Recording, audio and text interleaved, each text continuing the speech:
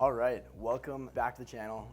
My name is Jeremy, I help online coaches scale, and I'm here today in Tulum, Mexico at the client retreat with none other than Mr. Tom Cox. Tom, thanks for being here, man.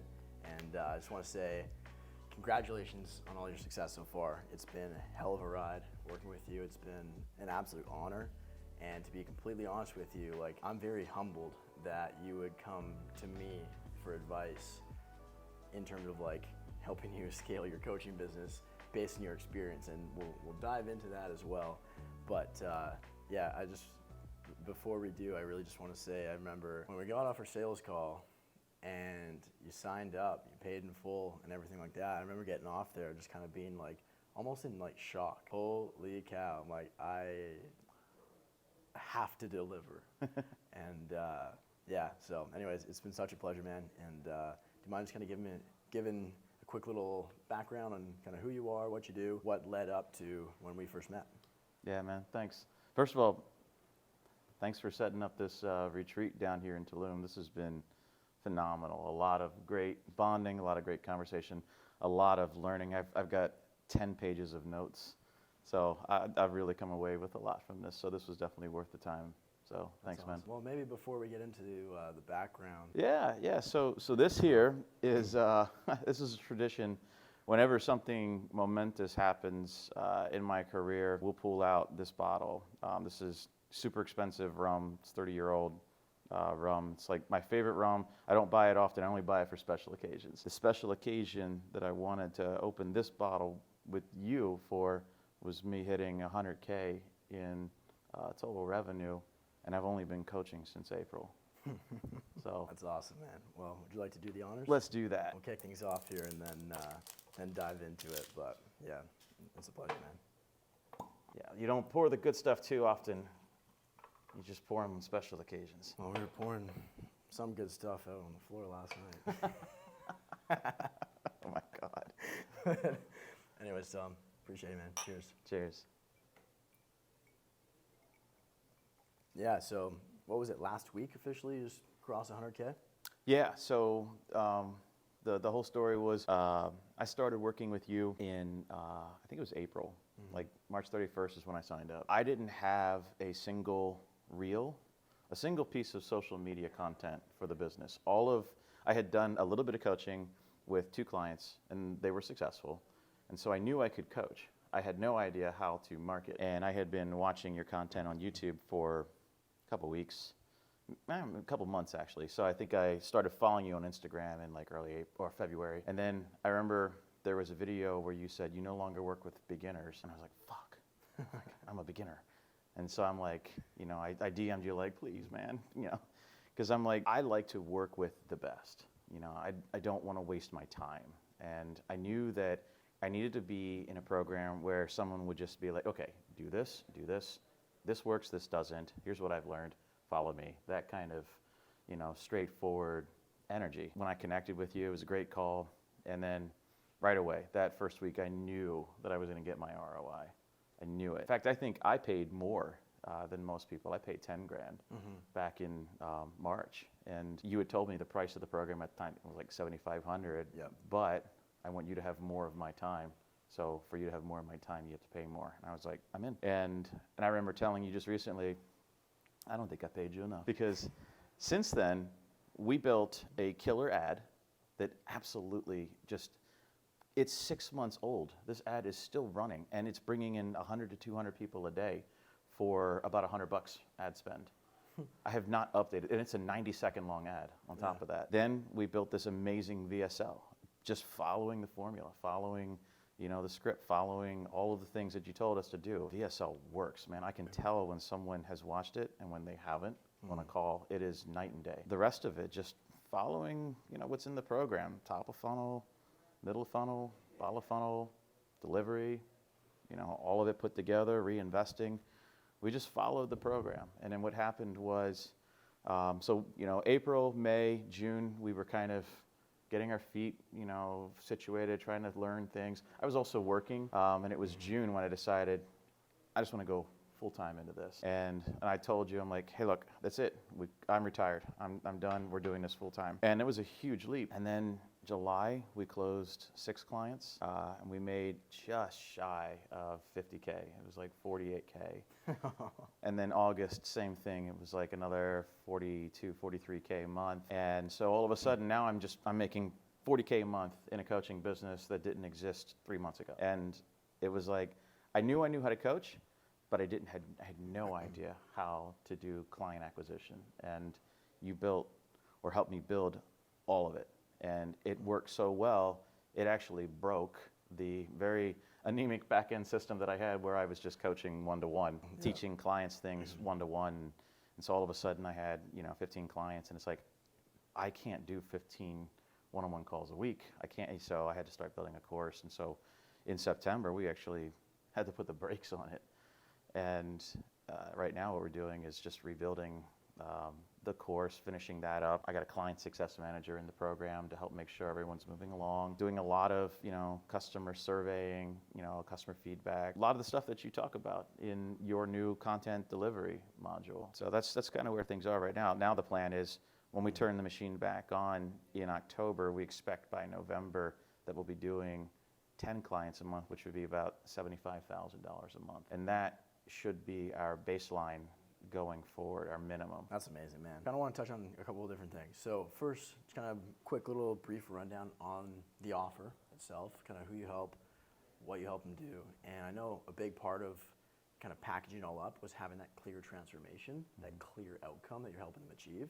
Yeah. So if you want to touch on that a little bit, and then we'll go into the backstory, because your story is just phenomenal about kind of what led up, like everything that led up until April, because like Army veteran, you've had multiple startup companies, multiple executive roles and everything like that too. And I'll let you get into all that, but you mind just kind of give a quick little rundown, kind of like what the offer is and what that looks like? Yeah, so I help mid-career professionals become executives. So if you can imagine someone in a corporate role where they're a director or a senior manager and they just can't quite figure out how to get to vice president, it's actually a bigger step than people might think to go from director to VP. And it's because you're making a transition from manager to executive. And so I teach that transition. So if you are a successful manager wanting to become an executive, there's a bunch of things that you don't know that you don't know. And so my course is built all around that. I teach executive presence, executive leadership styles, executive communication skills, but I also teach how to find that those executive roles, because 70% of executive roles are not even listed on LinkedIn or Indeed. Most executive roles are actually created for individuals. The last 3 executive roles that I had, I defined them myself. I wrote the job description. So I think it's important for people to understand that it's a bigger transition than they realize. And once I help people understand, like, because people will say, like, I just can't get promoted. I don't understand it. I've been getting promoted my whole career, and now I've been stuck here, plateaued for 6 years, and I don't know what to do.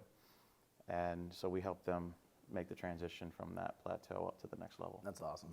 And yeah, do you mind kind of really taking a bit of a step back here and just kind of talking about what led to you getting into kind of the executive space in the first place, and then also kind of the things that have unfolded over the last like 12 months? Yeah, so go way back to like 2010 timeframe. I was in a large corporation and I was frustrated that I was stuck at this director level and I couldn't move up. So like any rational person, I just decided to start a company. That was my solution. It's like, okay, well, I'll make my own company and I'll be president. Wow, I learned so much on the job. I was such a terrible leader at first, and I was really like ashamed at how bad I was. And so it was very humbling in the beginning. Luckily, I worked with some amazing people who helped me, grow into my role. And by, 3 years, 3.5, almost 4 years in that role as president of that company, by the end, I felt like, I had finally found my footing and moved on to a couple other executive roles, founded another company later on, was also senior executive in a publicly traded company, senior executive in a couple private companies as well. The more I learned, the more I realized, wow, this is nothing like being a manager. This is nothing like being an individual contributor. And it helped really crystallized for me what it means to be a leader and executive. So I was really since like 2010, I was just enamored with like, what is leadership and how do you lead people? And, you know, like leadership is not something the leader does, it's something the follower does, right? And so all those mindset shifts that came just naturally over time, where I'm like beating my head against the wall. Why won't they listen? Why won't people help me? And then it's like, oh, I just need to change my mindset, and then all of a sudden everything is easier. All of that. It's kind of like how my career has gone. In August of last year, I was diagnosed with leukemia. And when I went to the hospital, the doctor that I was seeing said, hey, look, you need to go to the ER. The oncology team is waiting for you there. Like, that sounds terrible. So I go to the hospital, they do some blood tests, and they come in and say, I'm sorry to tell you, but you have acute myeloid leukemia. And they said, we need to start treatment immediately. And I asked, what happens if we don't start treatment immediately? And they said, you won't make it till October. So they were telling me I had weeks left to live. Wow. And I remember they had done a bone marrow biopsy where they drill a hole into my hip and pull marrow out of my hip bone, and super painful procedure. And then they kind of just left me in this like random ER room by myself alone at night, overnight for the first night, because they didn't have a room ready for me yet. And I just remember like thinking like, is that it? You know, was I a good man? Did I do right by my wife and children? You know, did I accomplish everything that I wanted to? And I think, you know, in those moments, I realized that I was proud of the father and the husband that I was. But I wasn't really proud of my career. I wasn't proud of my leader. I used to think of myself as father, husband, leader, and I just didn't feel like that third leg that I had done it right. So amazingly, it turns out that I had a really rare genetic mutation that actually saved my life. And so the treatment actually worked for me. And 30 days later, I walked out of the hospital. Well, I was supported by my wife on the way out of the hospital, and it took another 5 months of chemo. But then come February of 2023, they said I was in complete remission. And they said they don't expect that it will come back. So I was given a second chance. And I remember one of the things that I thought while I was in the hospital is that every day is a gift that was not promised. So you should live your life as if every day is a gift that wasn't promised. And then from that, you know, 6 months thinking these big existential thoughts and fighting from my literal life. And then all of a sudden, like, I have to go back to work. Nothing against my former employer. It was just, it felt so small. It felt so meaningless in that moment. Like, I turn on my email and I'm reading emails for like the last 6 months, and it's like, I just don't really care about any of this. This is not meaningful stuff. And I decided, actually, funny enough, it was my wife who decided. Something mundane, stupid happened, and you know, she looked at me and she's like, "You beat cancer to deal with that?" And I'm like, "Oh, wow!" And as soon as she said those words, in my mind, I quit in that moment. I'm like, I am going to go do something else. And so I kind of thought about, well, what do I want to do with my life? If life is a gift, not to be wasted, how do I want to give back? And I decided I wanted to teach leadership.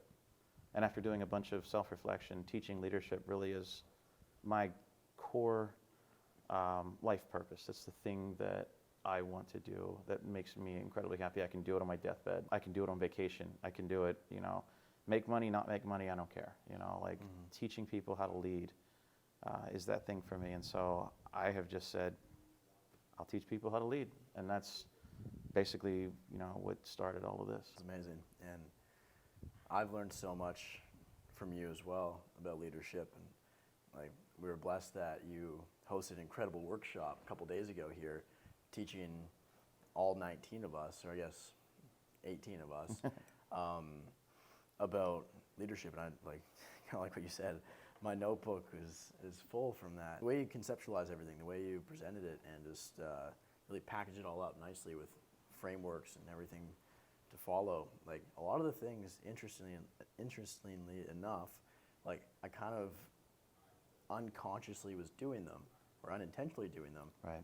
and I wasn't really aware of it. And then just the way you like framed it and like packaged it up and conceptualized it just really just like sparked that light bulb. It's like clicked. That helped me really get clear on like what like my weaknesses and where I need to grow and where I want to grow and develop as a leader as well. Especially like a big insight I had too was that you're not just leading like your community or your team, stuff like that, but you're also leading like your audience, like your future community, your future customers, your future clients, and how you show up through your content and everything like that has a parallel effect towards everything else in your life. It's kind of like how you do anything is how you do everything. Yes. And like those, the 3 tenets of leadership that you shared regarding authenticity, empathy, and audacity, if you apply that to, yes, both your team, your clients, and stuff like that, but then also how you show up and how you make content, like that really just solidified things. Because I get asked a lot, and I'll shut up in a sec, but I get asked a lot about like, Jeremy, in such a competitive industry, how have you been able to stand out so much, right? And yes, it's the offer, and yes, it's like the years that I kind of spent learning all this stuff and kind of packaging it all up, but like a lot of it has to do with those 3 pillars in how I show up and make the content as well for the future clients. So I took a lot of value from that, and I just want to say you're very gifted, and I can tell that very much so, like you're very much in alignment with that purpose, and appreciate that a lot. I think it's interesting to me that, you know, like I can't say how true that is. Living in full alignment, how you do everything is how you do anything. All of that is true, and it's one of the things that I saw in you when I was following your content and making a decision about who do I want to have help me take the next step in my journey. One of the things that I really resonated with was you had this like amazing work ethic, but you didn't work 80 hours a week, right? Like you work, but you're purposeful in your time. And I found that for me, working in a corporate environment, the work expands to absorb the time of the day. And I had, you know, offices in Tel Aviv and in Los Angeles, and I lived on the East Coast. So like I'd wake up to emails and I'd be going to bed to emails, and you know, work was just kind of like this never-ending thing that would just consume my entire life. I appreciated, like I think you did a day in a life of Jeremy video once, and it was, you know, like you get up, go to the gym, do the thing, have some great breakfast, work really hard in the morning on, you know, like heads down work, you know, do a lot of content and calls in the afternoon, you know, smash and demolish, you know, a steak off the face of the earth, and like you're in bed by 7 after journaling. And it's like the simplicity of that is so charming because, you know, my day goes from 5:30 to 11, or at least it did when I was working, from 5:30 a.m. to 11 p.m. And it's like always looking at my phone, not paying attention to my kids, not really paying attention to my wife, you know, being frustrated. Every time I look at the phone, it's like, God damn it, why would he do that? And just constantly just being unhappy and not really being focused and driven towards anything. And so I saw how you were able to build such a phenomenal system relatively quickly, because obviously you've been thinking about all of this stuff for years, but then you built the course and then you rebuilt the course. And that's what caught my attention, was when you went from the gauntlet to the 2.0 version of the course, and you talked about that. It was like, he did that really fast. And that was what caught my attention, was because, and then you were ripping things out, like this goes in the back, this goes in the back. And so I saw that. And so it's not just you teaching me how to do the things on the internet, but it's also teaching me how to do my business. And like you said, I've run several startups, venture-backed tech startups with lots of money and lots of employees and lots of investors. It was a little daunting for me to try building a company with an employee base of 1, and really 2, because my wife, you know, was very involved. But like, it was just us. It was just me. And Like not having all of those people, you know, it made me anxious because if there's 4 layers in employment, right? So you start with individual contributor. It's a person who does the thing, right? Then you have manager, who manages the individual contributors. Then you have executive, and the executive sets the vision and strategy for the organization. The executive makes sure that the managers are managing towards the right goals, and they're managing the right resources the right way for the right ends. Like, should that manager and team even exist? That's what an executive thinks about. And then above the executive is owner. And owners are trying to understand, what do I want this thing to ultimately become, and and typically owners don't want to be inside of the business. So at any time, you're thinking in one of these 4 states, individual contributor, manager, executive, owner. And for me, it was daunting to realize that I was going to have to be all 4 instantly. Like, I was okay being a manager and an executive in the past, but it was harder to be a manager, an executive, an individual contributor, and an owner all at the same time. And I saw you doing it, I wouldn't say effortlessly, but you had really figured out which pieces were important and which weren't. And that clarity, that simplicity was very attractive to me. And I think it's interesting because I still get people reaching out to me on Instagram and elsewhere like, dude, what's in Jeremy's course? I'm like, just buy it, man. Just buy it. And so it's always interesting to me that people are like that. But like, what is the secret sauce? I'll tell you what the secret sauce is.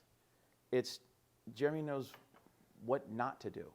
And that's as important as knowing what to do. That's what's on the other side of the wall, is that clarity. Because like, how much time have I gotten back by not worrying about the things I don't need to worry about? I had back-to-back 40K months, and I did 1/10 of the work that I would have done had I not joined this program. And I think that ultimately, that's why I keep saying, like, I owe you more money. Well, Tom, we can fix that pretty quickly. Let me get my Stripe account out. Yeah, send you the PayPhones link. That's awesome. And kind of going off of that, like the 4-rung ladder from individual contributor to manager, executive, owner, just the way you conceptualized that was great, because when I have been building the program and rebuilding it 2-3 times now, I guess, I was kind of like, again, kind of unconsciously doing a lot of that kind of stuff and just kind of asking myself, how can I add leverage to remove myself from certain spots of the business and either like eliminate it entirely, because a lot of the stuff that people do, you don't have to do it. And a lot of the time people are just doing things to stay busy.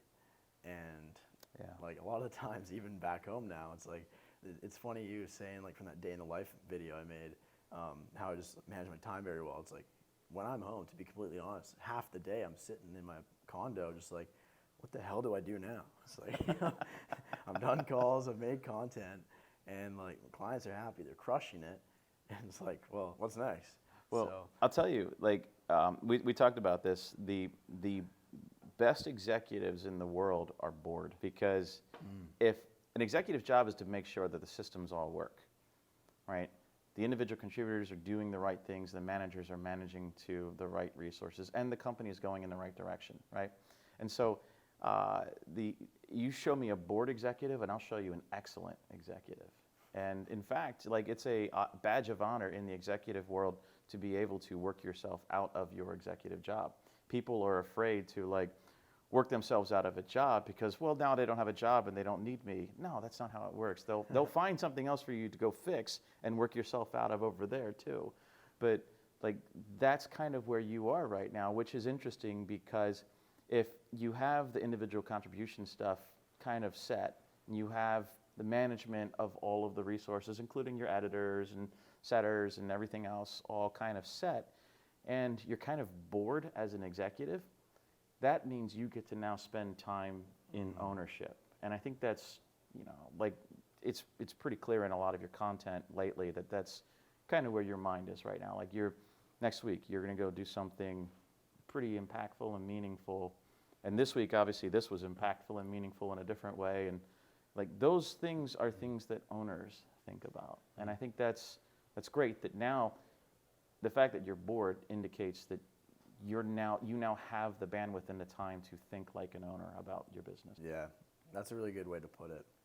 And I know when you're stuck in the trenches doing all of the mundane individual contributor work that you have to do to get off the ground. It's like a rocket ship burns most of its fuel just getting out of the atmosphere, and then it's cruising, right? The first like 3-4 minutes or something like that. So you do have to do that. But then once you do climb that ladder, kind of like what you're saying, when you build the right systems and you stop doing things that you don't need to do, then you can spend time in that executive and owner spot, and it's more so like a headspace kind of thing. And when you hosted the workshop a couple days ago, a couple of guys were like, well, like I've been doing this and like I feel bored, and I feel almost guilty when I just like go to the beach for the whole afternoon because I'm done all my work for the day.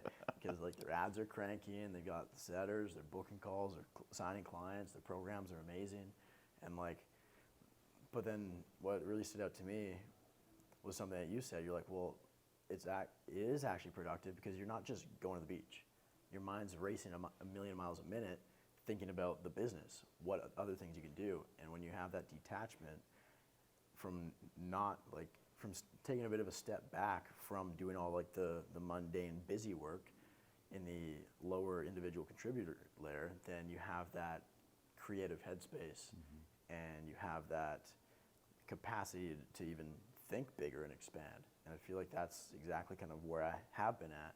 It's like last month did like over 200K, and then I was just like, okay. And I was honestly only aiming for like 100, and then it just kept going.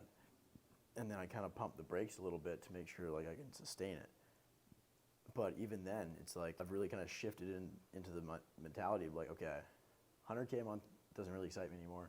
200, 300, 400, 500, like not really. Like nothing, my life isn't really going to change too much. Now I'm kind of like setting my sights a little bit bigger even. Like, okay, like what's that like 10x goal? How can I get to like 1 million a month? And exactly like what you said, like I have to step into that role as like the owner, the executive, a lot more so. And there's still a lot of areas in my business where I know I can add more leverage and like fully remove myself from like the individual contributor and kind of the manager layer as well.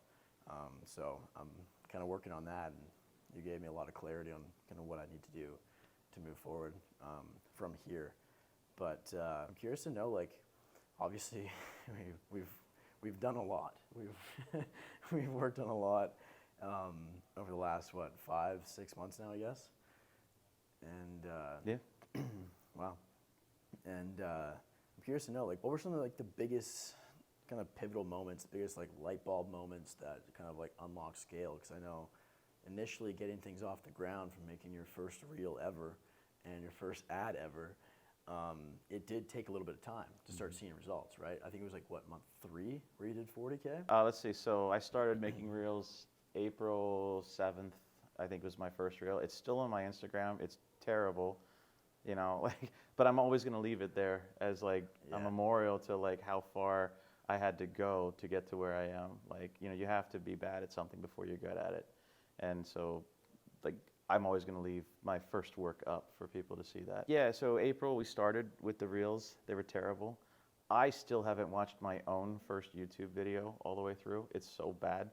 I don't know who has watched it. I don't even think my wife has watched it all the way through. But, like, they got better slowly but surely. They got a little bit better and a little bit better. And then I had a couple, like, viral pumps on some of the videos, and all of a sudden I was getting, like, thousands of followers instead of hundreds of followers, and I thought that was really cool. And then I think for me what it was so April and May was kind of like me testing out, do I want to be a coach? Does this make sense? And I was still working.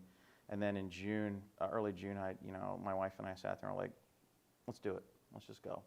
And in June, there was a moment right in the beginning of the month of June where we booked a client who came in from Instagram.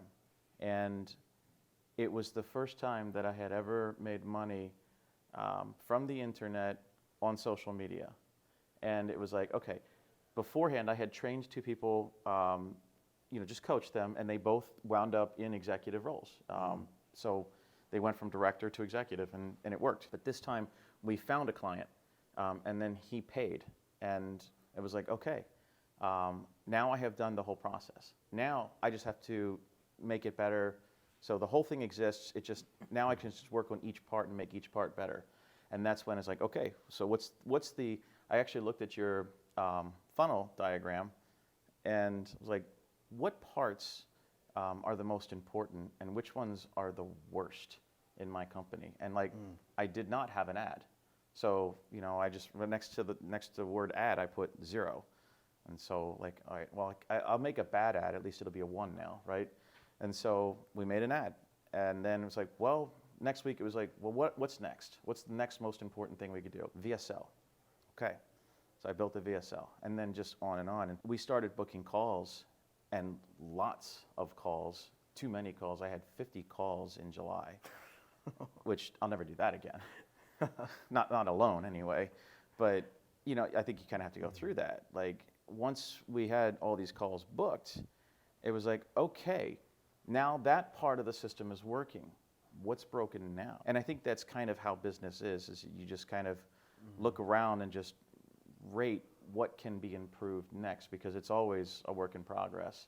And that's the season we're in right now is, I firmly believe, like you talk about, you have to have a very strong foundation to grow something tall. And the foundation for coaching businesses is the coaching. We have to remember that we're not just getting money from people on the internet, we're transforming lives. And it's important to actually deliver on that promise, because you'll burn out fast. Your reputation will burn out fast if you don't. So I started to get nervous about, can I deliver for all of these people what I'm promising? And so, yeah, I took a minute, paused, rebuilt some things. I've had some mindset shifts. I've had to let go of control of things in certain areas. That was a little bit difficult. Even now, like after all this executive experience, I still have trouble letting go of delegating tasks. And so, like, you know, it's always a work in progress. And so, yeah, I'd say like the biggest mindset shifts that I had going through your program was when that first person paid me. It was like, oh, it does work. It's not just like, you know, bullshit. It actually, you can convince someone online to come work. It was such a revelation to me that you could do that I could not have met this person in real life. They found me through the algorithm, and they watched my content, and then they booked a call, and we had a conversation, and he gave me money. And now I am transforming him. And I think it's the simplest business model I've ever worked on. But it is also one of the most effective. That's another thing, like when you had the workshop, you gave us some, like a worksheet for reflection. That was my biggest weakness that I self-identified, was letting go of control and delegation. Yeah. And I think that's like, because the business model is so simple, it's easy to not delegate a lot and to keep profit margins really high. And honestly, like, I think a lot of people, myself included, are very surprised with how far I've been able to take this. Pretty much is like almost a one-man show. Right. Like, I'm an appointment setter as well, but like, I mean, when I say one-man show, I mean like on the back end, for the foundation for fulfillment. Yeah. Like, I'm the only one on the back end right now. I'm in the process of finding a really good client success manager to kind of help me with that and just improve the value of the program and stuff like that. But that's definitely something that I need to work on for sure, because then I'll, like, without letting go of that, then I'm just keeping myself stuck in one of the lower rungs of that ladder towards doing all the things myself. Yeah, I think entrepreneurs, we naturally have difficulty distinguishing between low value and high value tasks. They're all tasks to be done, and there's nobody else to do them. All right, so the camera just cut off, but anyways, we were kind of wrapping that segment up, and I had a question that I wanted to ask you, Tom. Obviously, I'm a young guy. I attract a lot of other young guys in their 20s in the community. We've got some women as well, but I'm curious to know, like, how's it been being in a community of guys that are that tend to be younger? Like, what's that like for you? It's actually been a lot of fun, man. I've really enjoyed it. It's a very dynamic and energetic community, but there's no energy about like, nobody feels unwelcome in the community or anything like that, you know. So I'm 48. Definitely, I should be the oldest person in your community. And yeah, there's some older folks. There's some really intelligent women in the program as well too. I don't think anyone feels like left out or anything like that.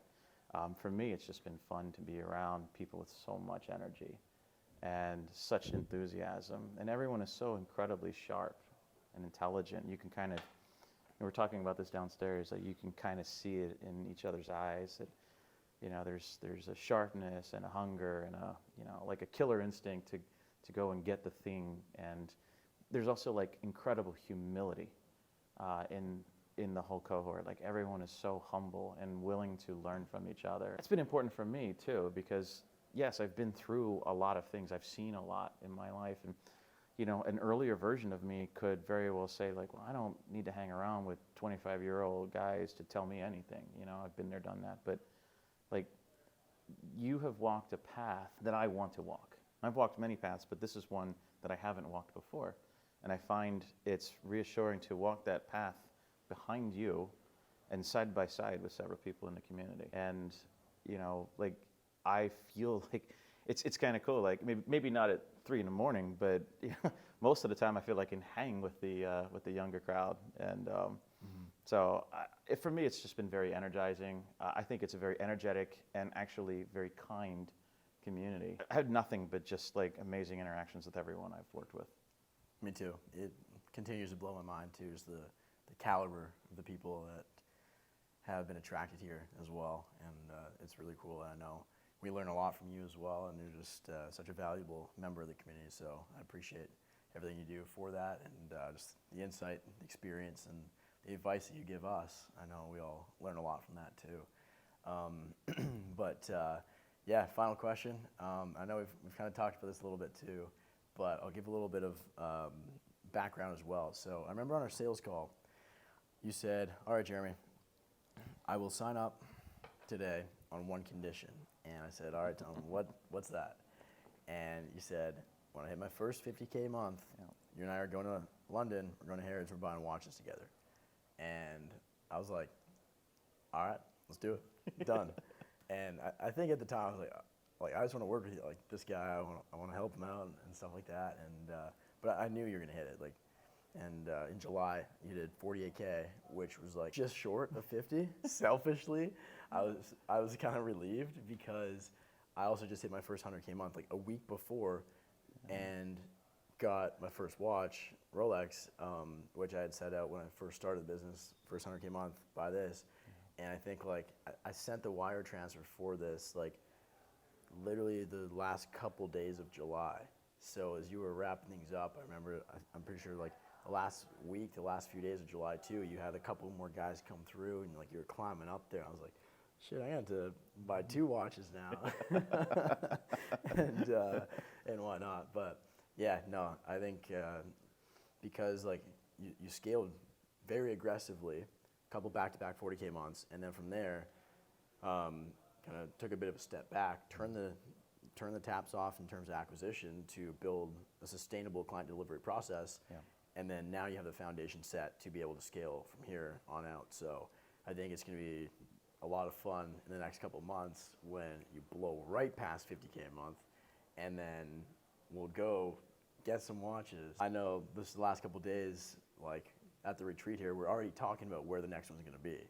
And I think we've all kind of agreed upon, like, I think a ski trip in the mountains, big chalet in the winter with hot tub and everything like that would be incredible. So we might have to go to London first and then go to the Alps or something to do that, or go back home, my stomping grounds, and I think that could be pretty cool, and very much so in alignment with Summit acquisition. Yes. But yeah, it'd be awesome to have you there, Nicole, as well, and you can have a lot of fun. So I guess last question would be, what advice would you give yourself, Tom, from 6 months ago before joining? Yeah, I'd probably tell him the only thing holding you back from success is yourself. Like, all the things that I made a lot of promises to myself when I was in that hospital. One of them was to build something great. One of them was to lean into, this belief of, that I want to teach leadership, that I want to be a coach, and that I can do that in a way that also gives me financial freedom and flexibility to live the lifestyle I want to live, and then go and do the things that I want to do, not just for me, but for other people too. And I think I've learned that, like, when you take a leap into something that you don't know, the bigger that step forward that you take, the more likely you'll be successful on that path. And so, I mean, it was a big commitment for me to pay you, this kid on the internet, all this money that you then turned right around and poured into a BMW. The next day. The next day.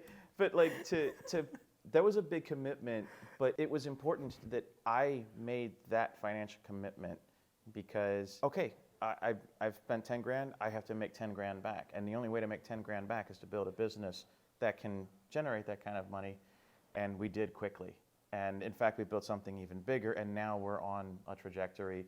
I'm hoping the way we set things up so that we should be able to close 10 clients a month, which would put us at about 75 or 80K a month in revenue, which is, I'll do that all day. I'd be very happy with that. So hopefully I'm there by the end of the year. But like, I think 6 months ago, I was kind of, a little nervous about taking such a big step.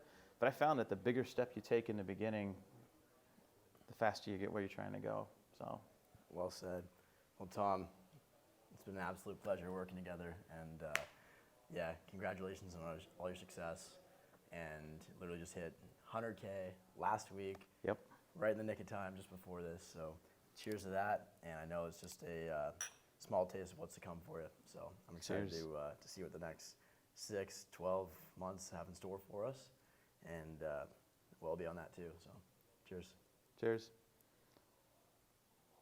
And for all of you out there in internet land, if you're thinking about it, I'm living proof that anyone can do it.